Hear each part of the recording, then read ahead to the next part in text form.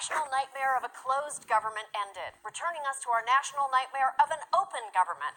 But if our nation were to take one lesson from the shutdown, which of course we won't, maybe we'd think a little more about the things we are and aren't willing to spend money on. This year, we've allotted more than $700 billion in defense spending. That's more than the government spends on education, transportation, energy, agriculture, space, justice, the environment, veterans, health and human services, commerce, homeland security, housing, the interior, labor, the treasury, and the State Department combined. Agriculture money on. This year, we've allotted more than $700 billion in defense spending. That's more than the government spends on education. We are and aren't willing to spend money on. This year, we've allotted more than $700 billion in defense spending. That's more than the government spends on education, transportation, energy, agriculture, space, justice, the environment, veterans, health and human services, commerce, homeland security, housing, the interior, labor, the treasury, and the State Department combined. All right, Shalom.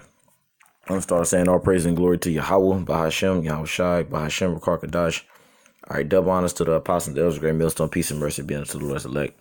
All right, and the reason why I kept replaying that, all right, as y'all see, all right, it was mainly because I wanted to make that point clear.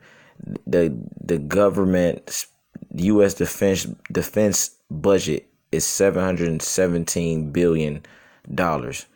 And what this Edomite lady is pointing out is that they spend the more money on the military defense system than any other thing that their country is in dire need in. And a few of these things that she just listed on the screen, it say pretty much it says justice, but the justice system, veterans, health, more importantly, health and human services, labor, the treasury, agriculture, the environment, housing, energy, homeland security, commerce, education, labor, space, the interior, the State Department, transportation. And the reason why is because this man that we know, all right, her nation, all right, the Edomites, Caucasians, all right, which their biblical nationality Edomites, they are infatuated and they can't help themselves. They are infatuated with war and the violence, all right, and just fucking up people's lives. That's the reason why the U.S. spends more money on this military, all right, and weaponry than any other thing listed on this video. All right, you should ask yourself why. It's because I'm gonna give you the reason why. Because the Most High, He put a spirit inside of Esau, to where he was gonna pretty much live by the sword, by that blessing. All right, which Isaac, our forefather, gave Esau. All right, the reason why Esau, he loves going to war and he has to go to war is because that the Most High, He embedded that into the psyche or the spirit of Edomites. All right. And everything Jake do, pretty much Jake is the complete opposite. Jake in his natural state, Jake is naturally peaceful, all right, and Esau is naturally violent, man. All right. Let me grab this real quick, man. I'm gonna just grab Psalms chapter 55, verse 21. And it says, the words of his mouth were smoother than butter. All right, this is referring to these Edomites. It said the words of his mouth were smoother than butter, but war was in his heart. All right, war was in his mind. All right, because the word heart means mind. War was in his heart. Even though Esau come with that democracy and said we're here to help you, we're here to, benefit your society and yada yada yada. In actuality, war is in his heart. He's looking to overcome you and take you down, overthrow you. And say his words were softer than oil, yet were they drawn swords, man. Esau, he comes with that, that slick way of thinking and doing things, but in actuality, he has no intentions of actually being what you consider peaceful. All right, like I said, this man is born to destroy and to devastate and to pretty much wreak havoc upon the earth. That's why I talk about the red horse. All right, the red horse in Revelation 6 chapter. That's referring to the Edomites, man. All right, Psalms chapter 120, verse 6.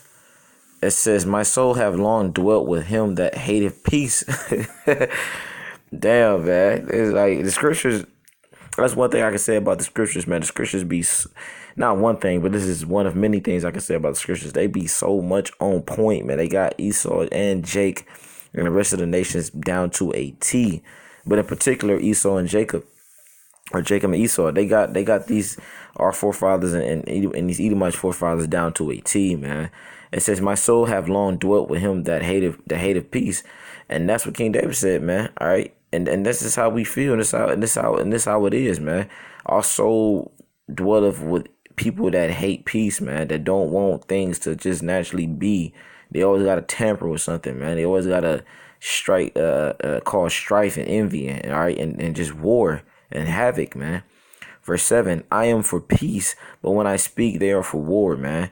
And this is pretty much the mindset of Israelites, man. All right, when we are for peace, man. All right, but them Edomites and stuff like that, they are for war, man. Their whole mindset, they're living in their existence is to wreak havoc, cause things to be in an uproar. All right, they're not for what you consider peace. All right, they're just for wickedness, man. All right. And that's the reason why the U.S. defense budget is $717 billion. All right, and it's more than all these things combined.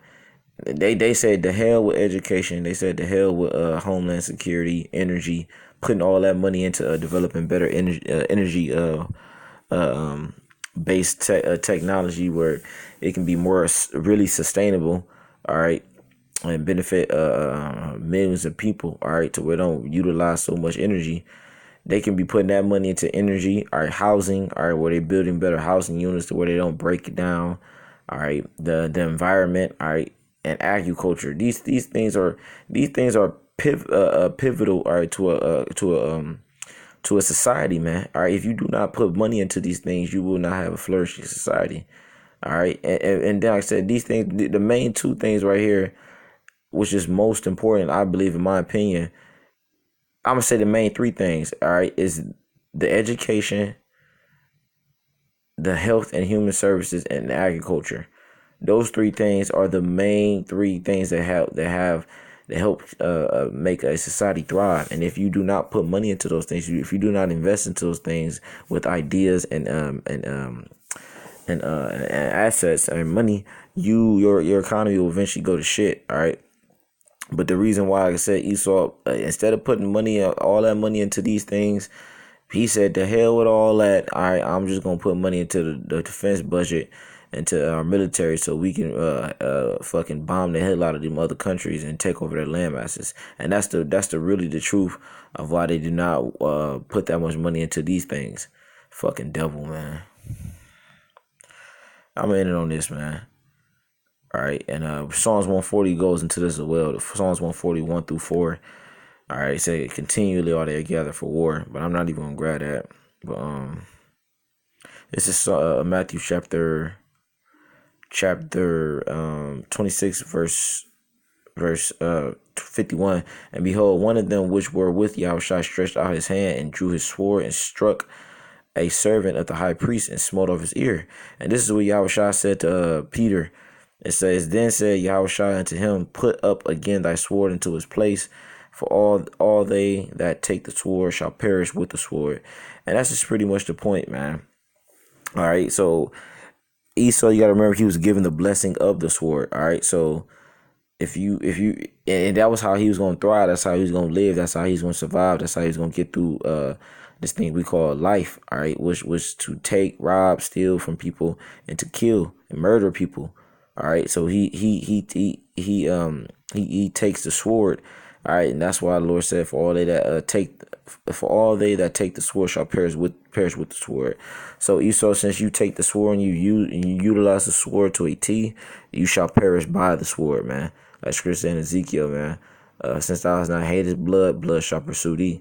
And that's just the truth of the matter, man. So, people just expect, or you Edomites, just expect vengeance to come upon you by the hand of the Lord's chosen people, man, because what you're doing it will not be tolerated, and very, very soon, once Yahweh Bashim Yahushua comes back, the things that you take pleasure in, like ruining people's lives, that shall be taking vengeance upon your ass, man. So with that, I'm giving our praise and glory to to Yahweh, to Yahweh, Bahashem, Yahushai, Bahashem, Crocodiles.